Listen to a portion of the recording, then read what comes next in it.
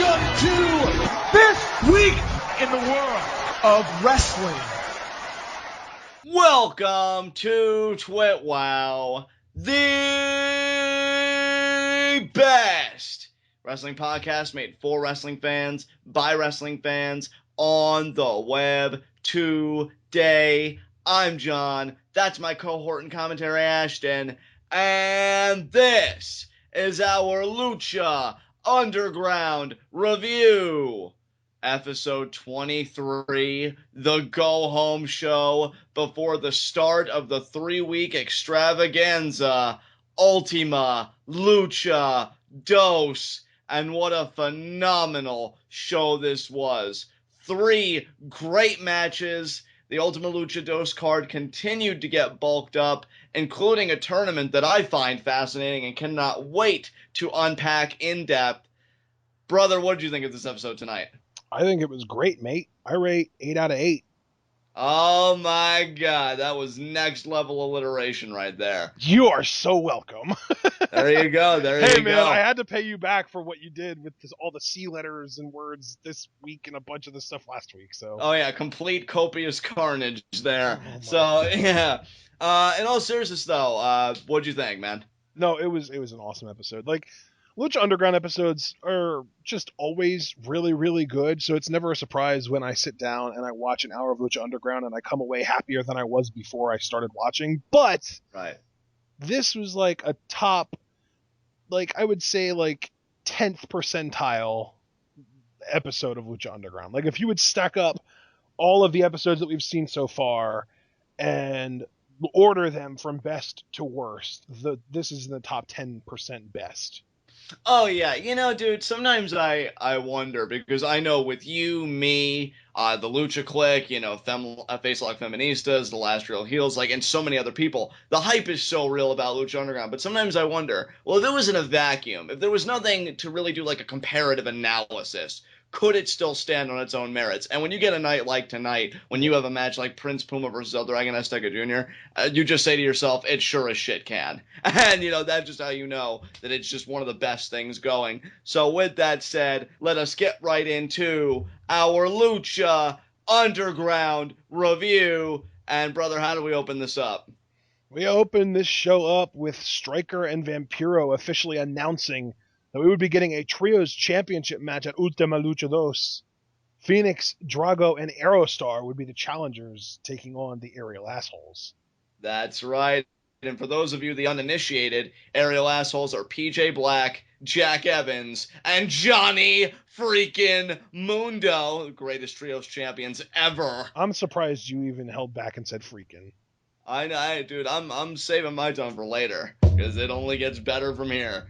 But we go from that, if I'm not mistaken, to King Cuerno versus Muertes, correct? I believe so, yes. What did you think of this match? It was good.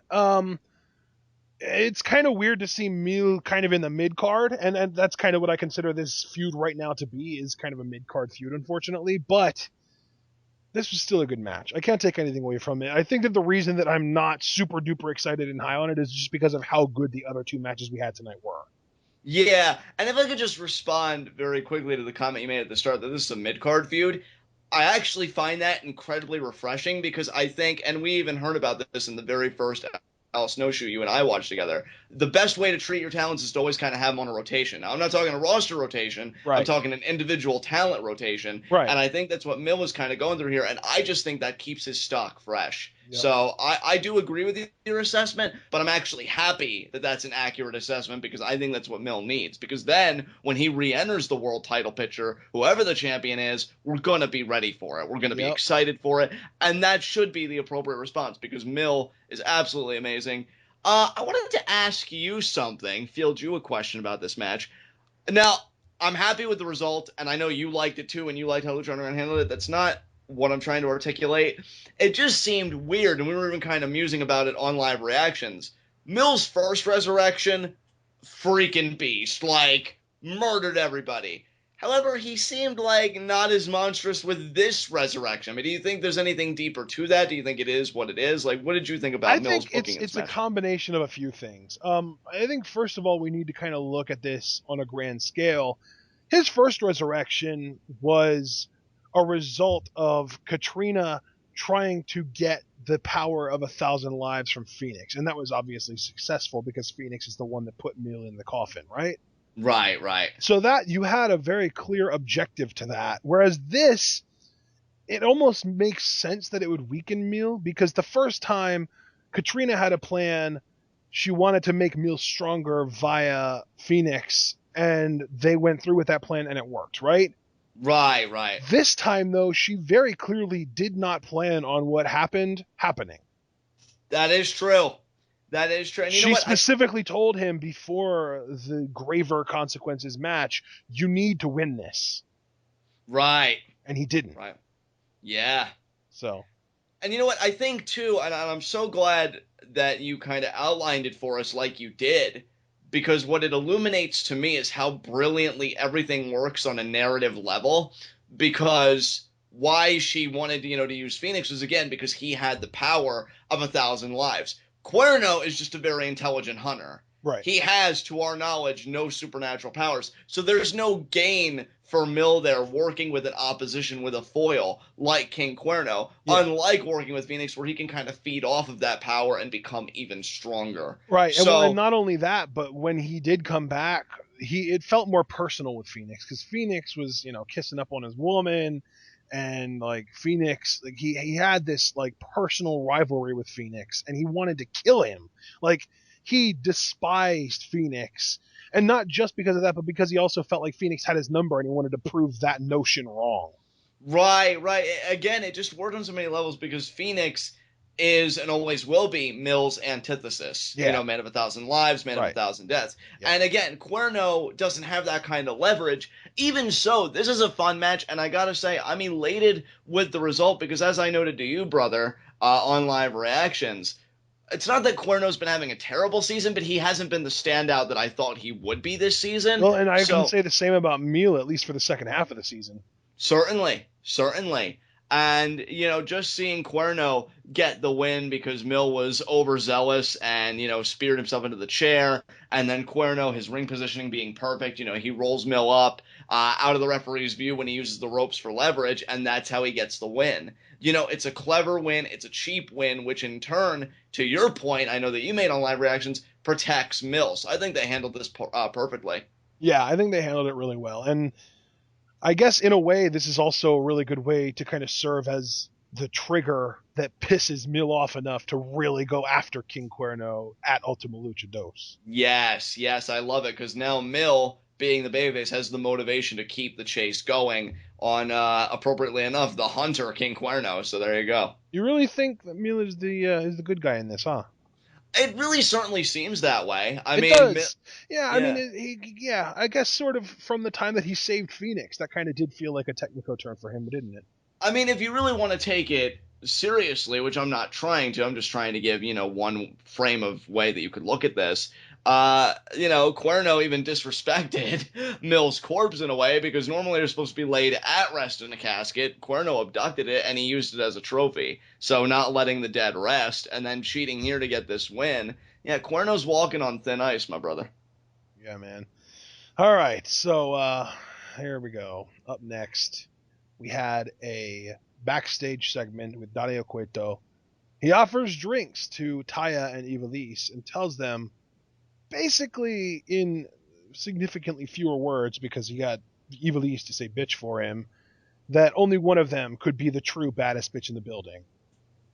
Yeah, I love this. What did you think about this cinematic setting up this match finally that I know you and I have been speculating on? I feel like the tension in this segment was awesome. Like, it felt like Taya and Ivelisse were about to get up and start killing each other at any given second.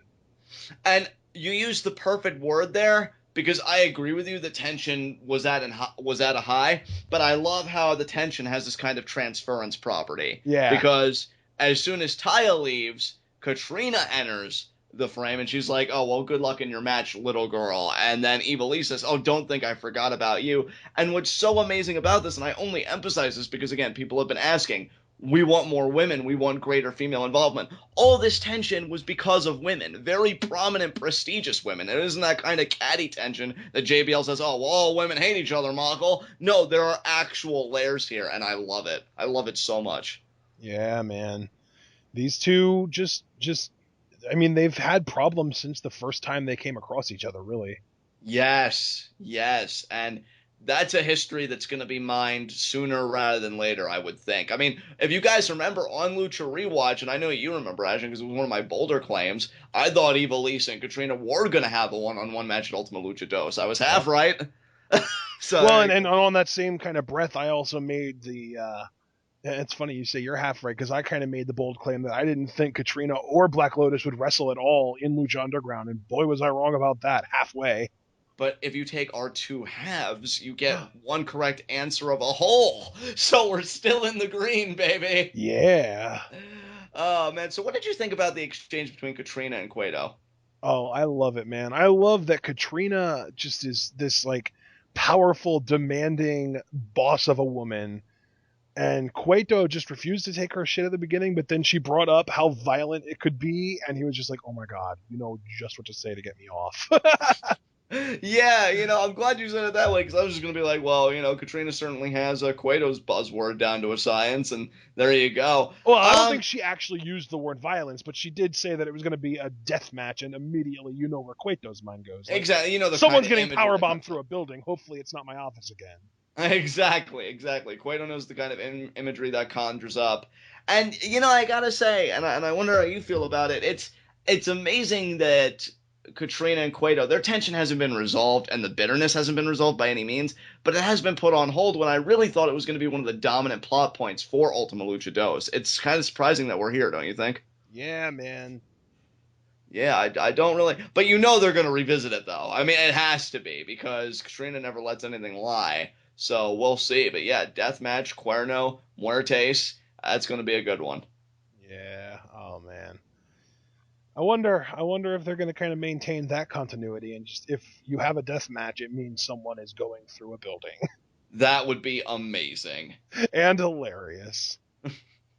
That too. All right. So up next, though, we had Puma versus Azteca Jr. And this match was crazy. Azteca Jr. is so good at avoiding everything. And Puma, as good as Azteca is at avoiding everything, he couldn't avoid enough tonight because Puma pulled out the win.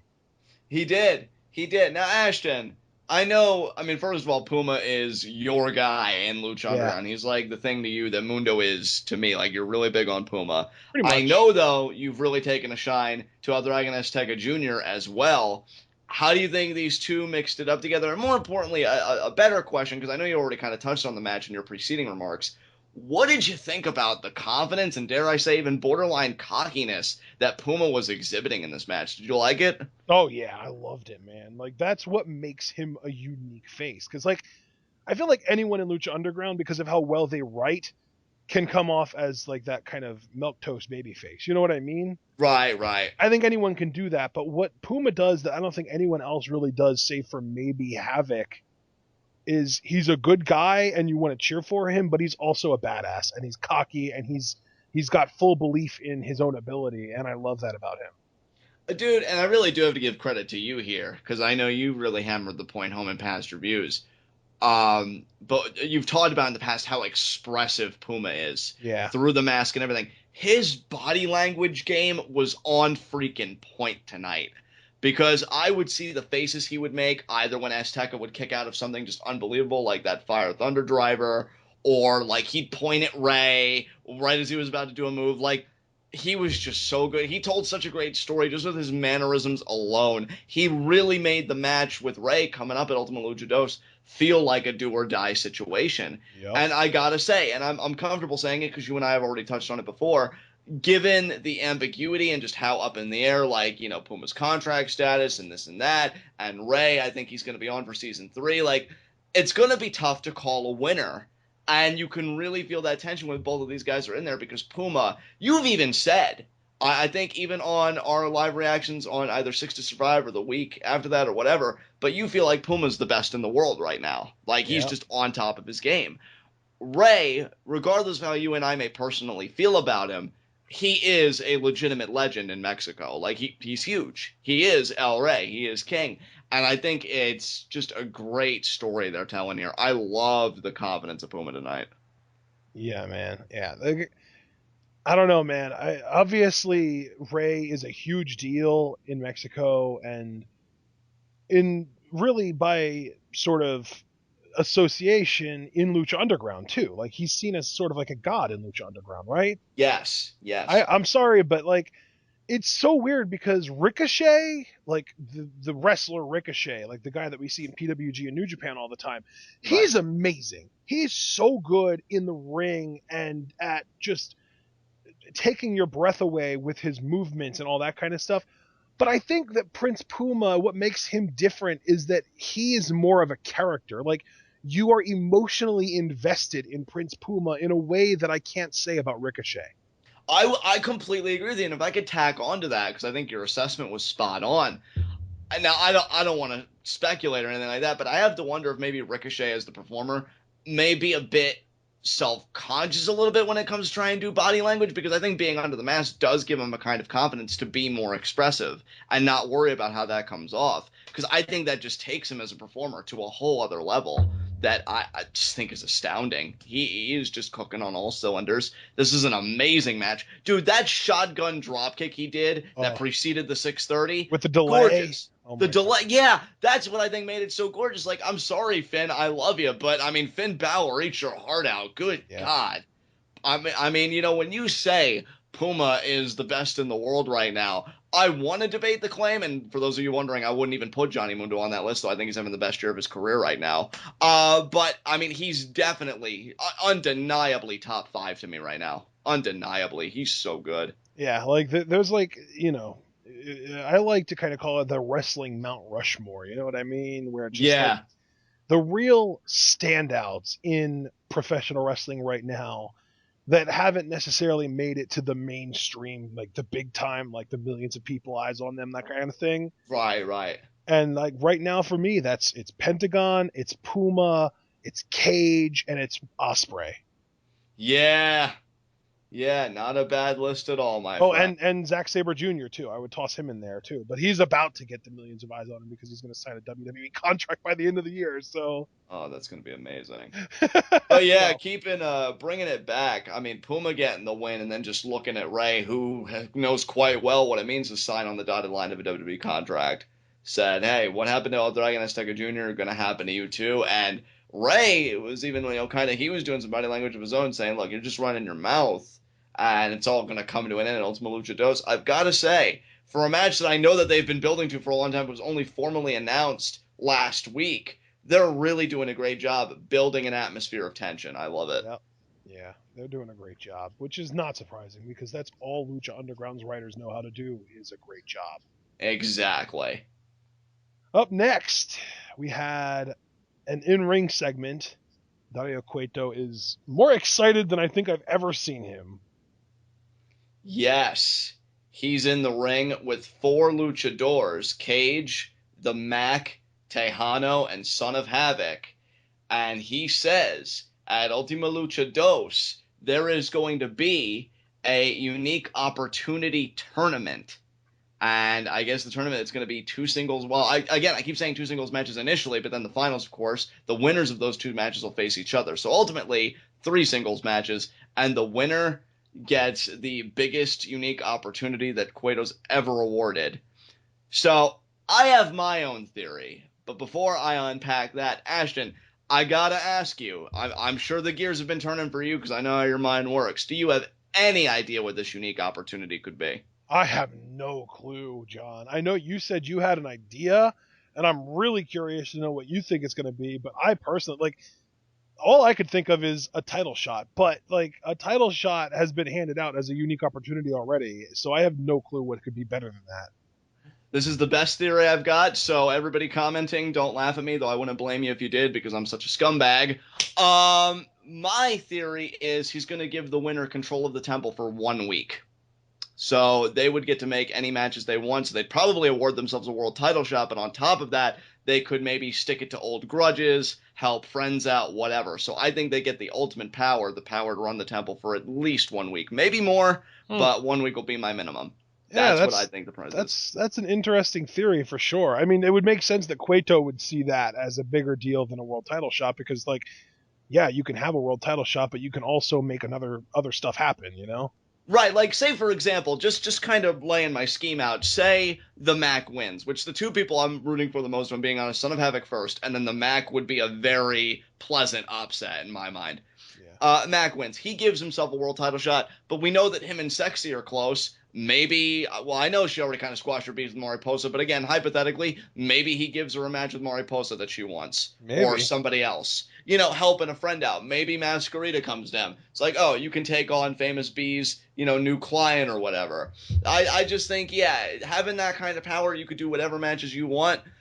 Personally, given that it's 4 competitors, I would do, 4 weeks, give him control for a full month. But I don't think that would work narratively because Dario's so set on being in control that I think only 1 week would be all that he could take. So we'll see. Yeah, I don't know, man.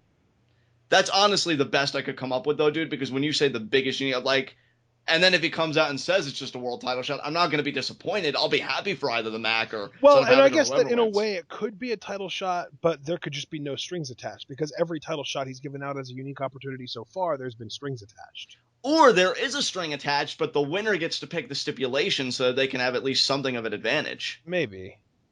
So, Maybe. okay, Oh, here's a theory. Maybe the winner gets the 20th spot in Aztec Warfare. Ooh, that's not a bad idea, because it already starts to nurture hype for the 3rd season's Aztec Warfare. Yeah. And then you could remember that okay, so I think that's 4 viable theories. In fact, I almost want to take mine off the table, because I don't really like it now with the things you've come up with. But yeah, we have run the temple for a week. That would be just, my thing. Oh, maybe he gets the key for a week. You know what? I like it, dude, but narratively, I think Dario Cueto would have a heart attack if that key was out of his possession for, 1 second, let alone however long. Yeah, well, we saw how he was acting when Mundo had it.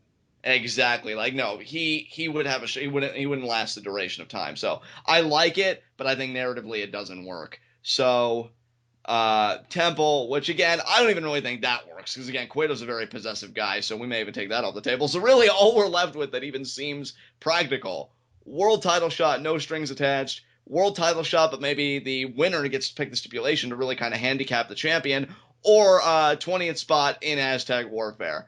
Those are the 3 most plausible ideas. Watch it be none of those, though, knowing Cueto. I don't know, man. Yeah, you never know what Cueto's thinking of, man. He's got the gears turning up there, and we can't translate it. All right, bro, so I'm going to ask you one more question, though, before, maybe we can move on from this segment. I don't know if you'll have anything to say. After this, we only have 1 segment left, and that's the main event, so. Ranking the 4 people in this tournament from most likely to win to least likely to win, and then if you want to go above and beyond, you can rank who you want to win most to who you want to win least. So okay, most to least likely, I would say Havoc, Cage, Mac, Tejano. Okay. Who I want most to win would be Cage, Havoc, Mac, Tejano. So Cage is actually first. Wow. I love Cage, dude. Especially because, like, if Matanza still has the title, I want another match between them again. They're just so That's true. Here's where I struggle, right? Like, I do like your list, right? So I'm like, oh my god, Ashton, your list offends me. It's just like... Triggered! List triggering! So triggered.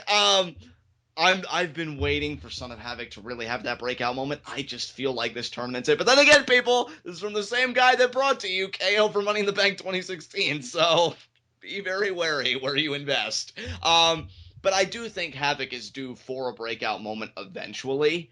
I would really like it to be Ultima Luchados. If it's Cage, again, that makes narrative sense to me, especially if Matanza's still going to be the champion, which who knows what you and I are going to say at Ultima Luchados preview predictions. So that's a little tease for you guys there. Oh, snap. I'd say most likely to win. Honestly, yeah, Cage is most likely to win. I can't even sprinkle my bias on that. Then Son of Havoc, then the Mag, then Tejano. So I think we're in agreement there. Wait, you think Cage is most likely to win? I do agree with you. Yeah, See, I do. No, I picked Cage as my favorite to win, but the person I picked as most likely to win was Havoc. Oh, okay. No, I still got to stick with my gun and say I think Cage, because, I mean, he did really take Matanza to the limit, and I think they've really made a concentrated effort of building him up this season. Of course, Havoc could come out of nowhere and get the win, certainly, and he is the guy that I want most to win. Yeah. I want him to break out. So That's hilarious. So you think Cage is most likely to win, but you want Havoc to win most. That's correct. And I think Havoc is most likely to win, but I want Cage to win most. Of course, TWitWoW would do exactly that. That doesn't surprise me at all.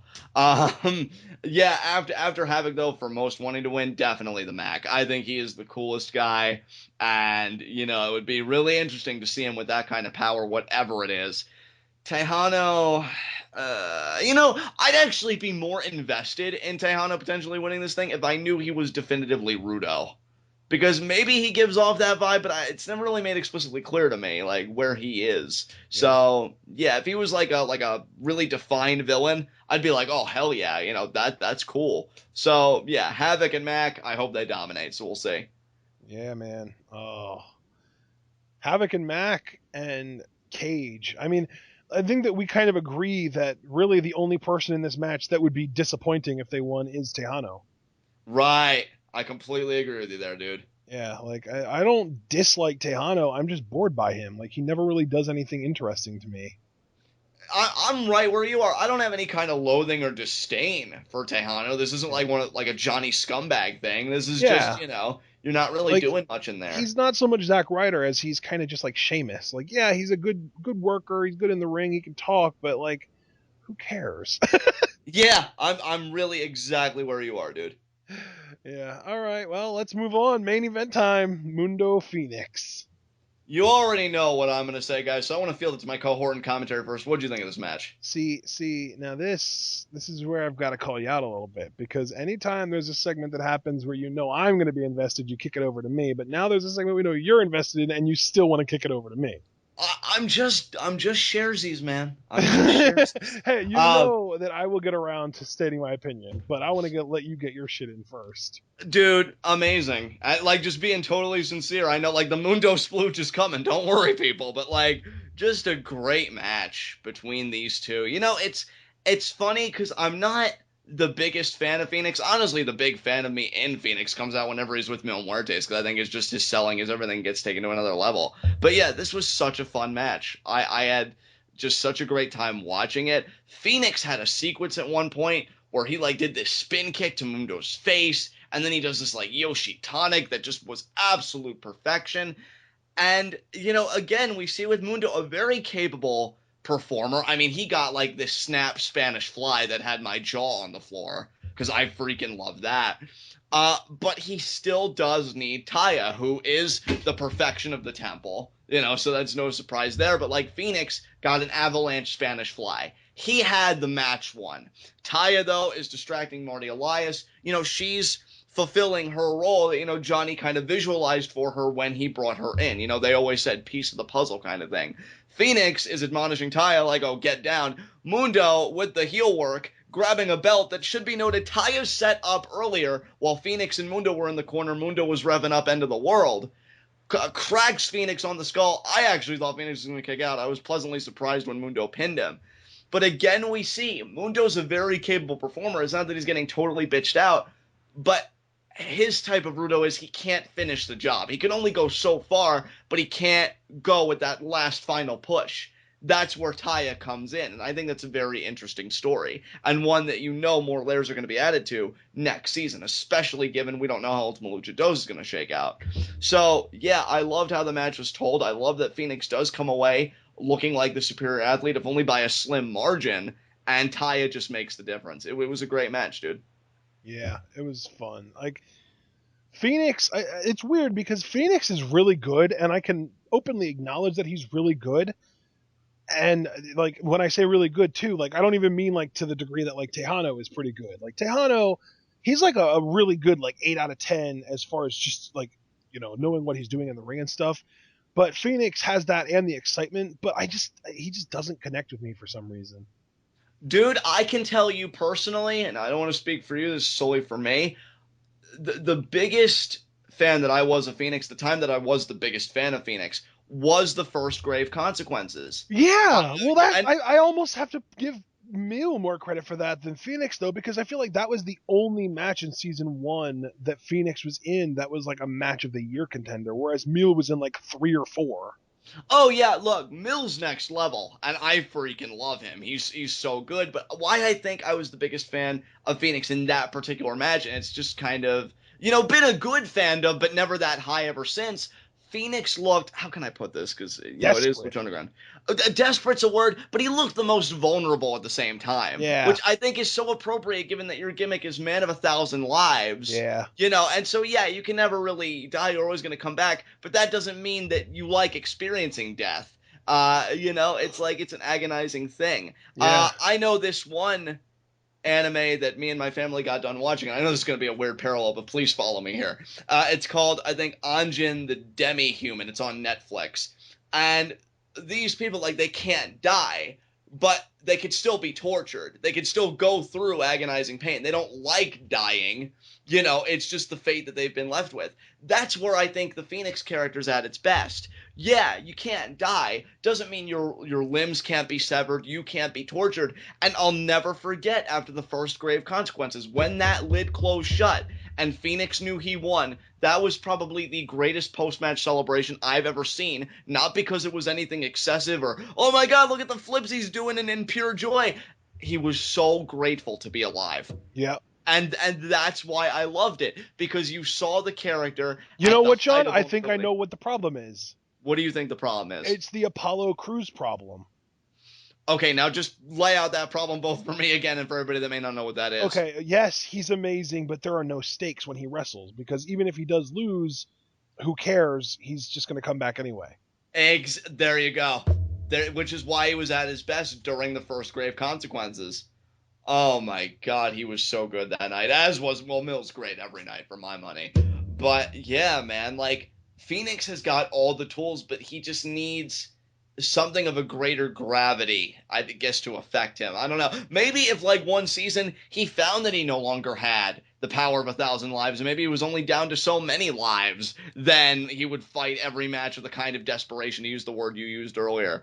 But I don't know, something's got to be a little bit tweaked about the character, because I love everything except he's just missing that X factor in his matches for me. So well, I'm glad that we had this discussion, because I've noticed that a lot of people really love Phoenix, and I feel like I'm like this closeted hater or something, but I don't hate him. I just don't I don't feel that connection with him. No, dude, I love watching Phoenix compete. I mean, I'm right there. In ring, absolutely. I loved what he did with Pentagon, at 6 to Survive. I loved what he did here.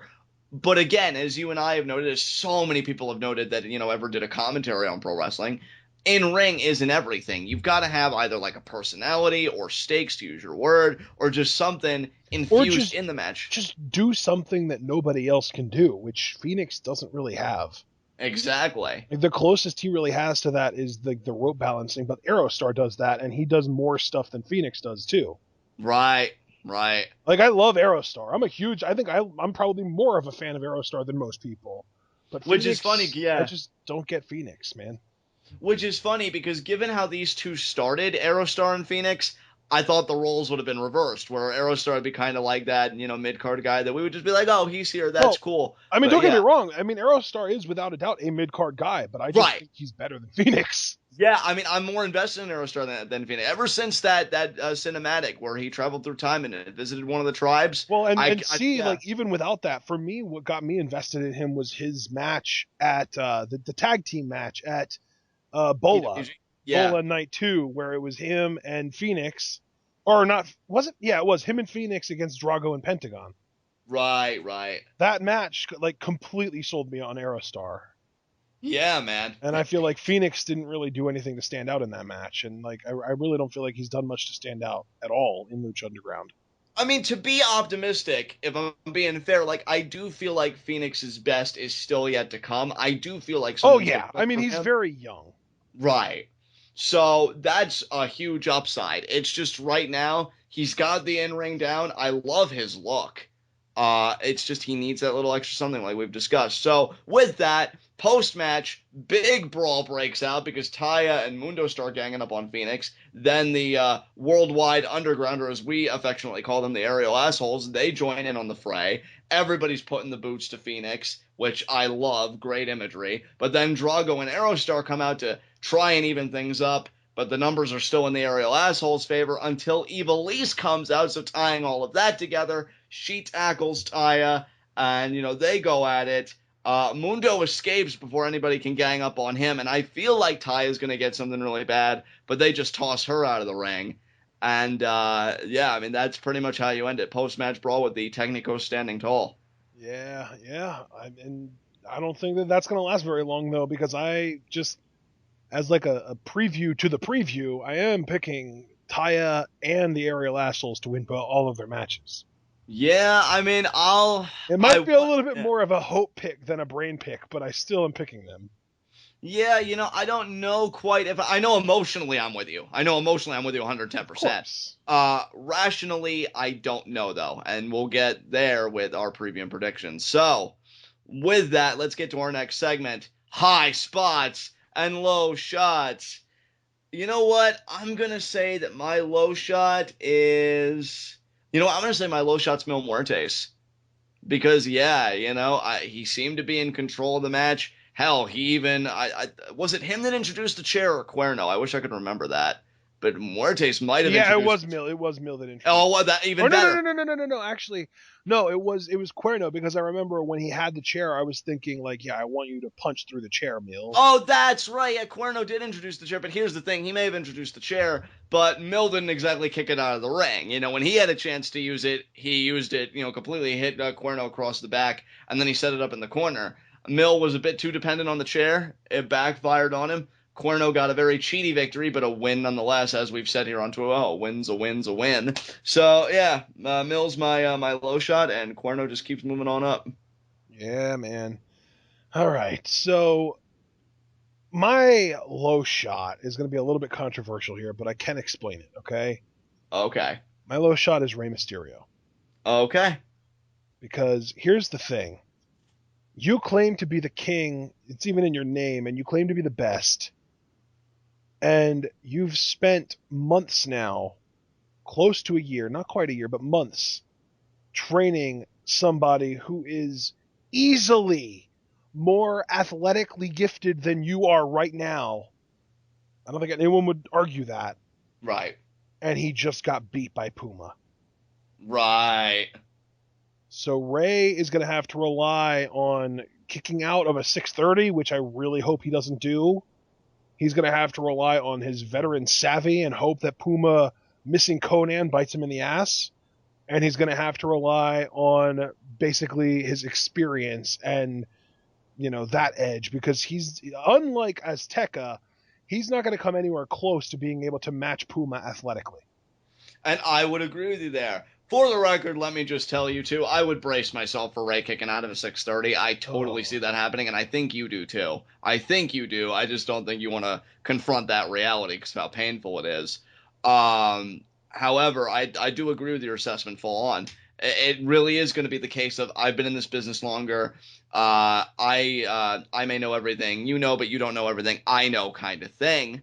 Yeah. And yeah, I mean, it'll be an interesting story, but I do agree. Like, if Azteca, the guy that you're training to kind of carry the mantle, just got beat, that's got to intimidate you a little bit because you're not as young as Azteca. You don't have the athleticism as Azteca does right now in this moment in time. So yeah, you're going to have to make those appeals of being an older wrestler and all that knowledge you've acquired and just hope that's enough. And I honestly don't know if it is or not. We're going to find out at Ultima Lucha Dos.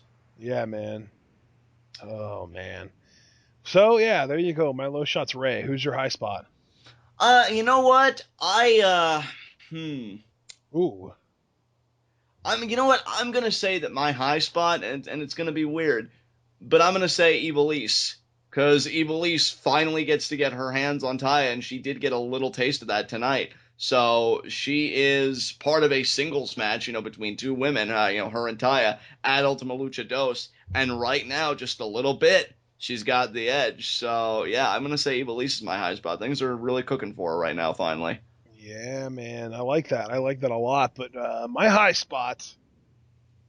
Oh, this is a lot more difficult than it should be. But I think I'm going to kind of default to something that's going to make you very happy.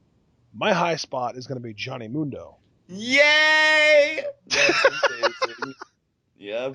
Because he got away with using the title and he won tonight. And that's all that freaking matters, is getting that W under your belt. Because Johnny Mundo is all that freaking matters. God, I love him so much. It feels good to say, doesn't it? It does. You know how good it's felt to say Johnny Mundo wins all this season lately? Like, Yeah. oh my god, I'll never get tired of it, ever. It's got to feel like really sort of like it's justifying your existence almost, because Yes! this is a guy that you've been behind for so long, and everyone seems to say, oh yeah, he's really talented, but no one ever really pulls the trigger on how talented he is. Right. And now it's like, oh my god, it's finally being acknowledged. I was right. I know.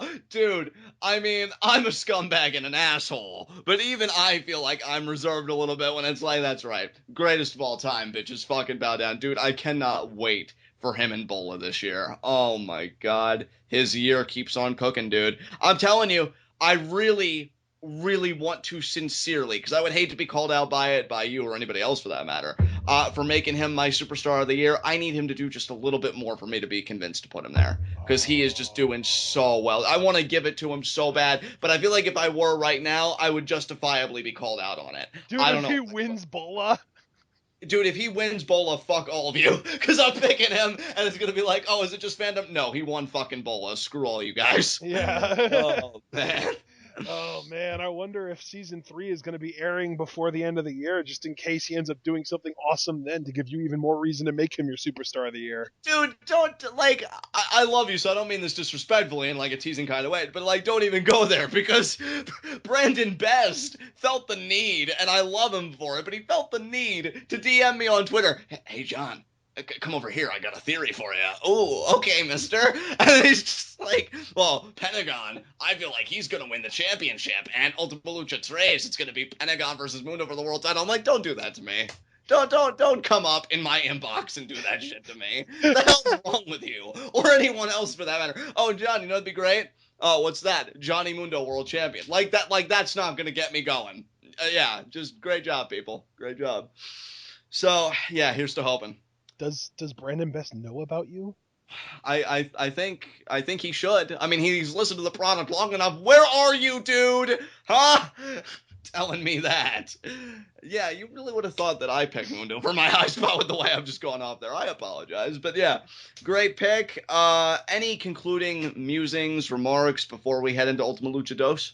Oh, I don't think so. I think I'm good. I think that this was an amazing episode. They picked a great well, here I go about to give Lucha Underground credit for something that they knew damn well how well they did at.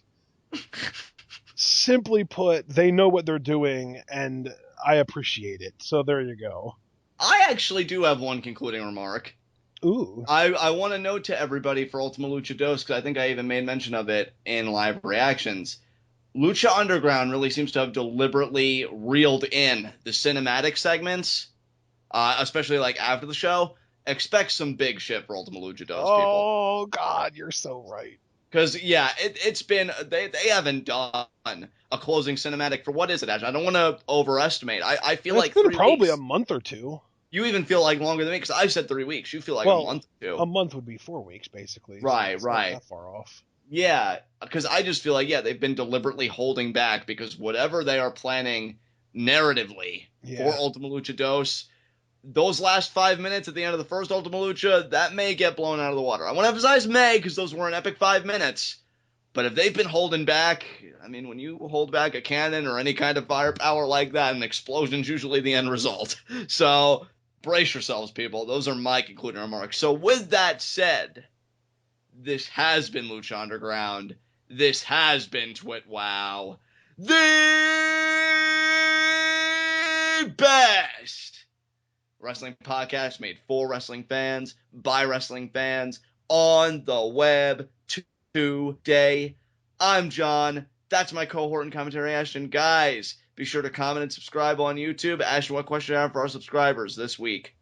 Well, I mean, the thing is, I don't really think I'm going to have a question for him this week, because next week's Ultima Lucha and preview and predictions is probably on Friday, and I don't want to spoil anything. Right. So here's my question for you guys. I have two questions in my head, and I'm trying to decide between the two. Okay. So the one, I was just going to toss out like a random question, like, oh, who's better, Johnny Mundo or Prince Puma? But then I also thought, what kind of cinematics do you think we're going to get over the next 3 weeks? Ooh, there we go. Because that's not spoiling any matches or match predictions, which is what we'll be doing on Preview Predictions. That's storyline related, and I really want to know what you guys think about that. Give us some speculation down in the comments, guys. You know everything else you have to do. It's in the magnificent background, and we will see you again for our NXT TWitWoW, followed up by our formal NXT review, where we will see the return of American Alpha, where I'm sure they'll be ready, willing, and Gable. Tune in and peace out.